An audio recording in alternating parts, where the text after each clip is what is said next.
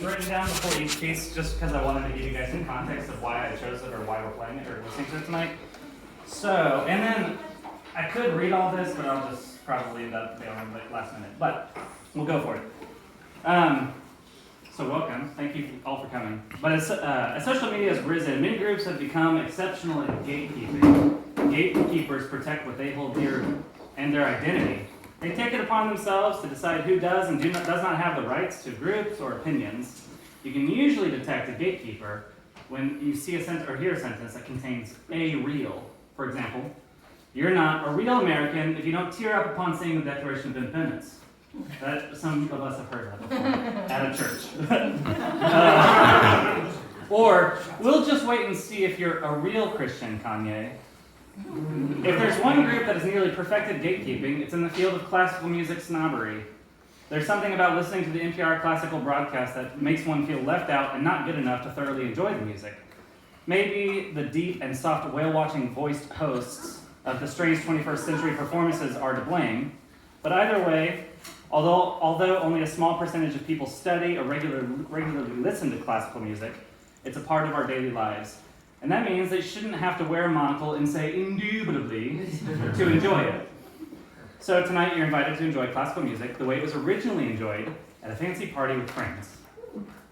So, and while I'm not a professional pianist by any means, and you could just easily hear impeccable performances on Spotify, it's much more fun to have you all here to enjoy the music and have the fun. So if there's some blunders along the way, we'll just deal with it. We'll just move on, because you guys are kind of nerve-wracking. Yeah, you guys are kind of nerve-wracking. There's a lot of people showing So this is the program. You can come in and take a look at it afterwards or in between. Susie decorated it. It looks gorgeous. So, and the first piece we're going to listen to is Beethoven's 6 Variations on an Original Theme.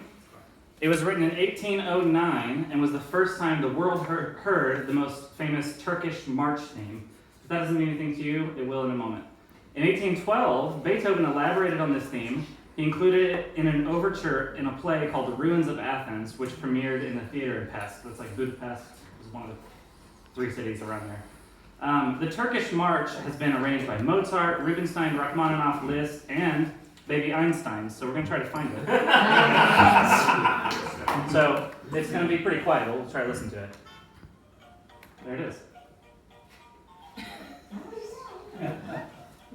Okay, I had a few of this Midwest and Yeah. not that one. So it's a fairly famous tune, and I wanted to learn it because I guess I was playing in the nursery with Dean, and we were playing that. I was like, I wonder what that song is, because I know a lot of the other pieces on there. But in general, I enjoy theme and variations. If you don't know what that means, you have a theme, and then you have various variations here, and then finally a finale that comes at the end. I enjoy those because it's pretty fascinating to hear the many ways a composer can express a melody. And furthermore, of the classical era composers, I've always enjoyed Beethoven, who composed this piece, a bit more. I guess, like Beethoven, people like Mozart a lot because he was radical and pretty fancy. Beethoven was actually pretty even-keeled, but full of lots of emotion.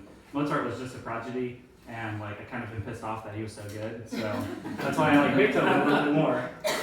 So we'll start with that piece.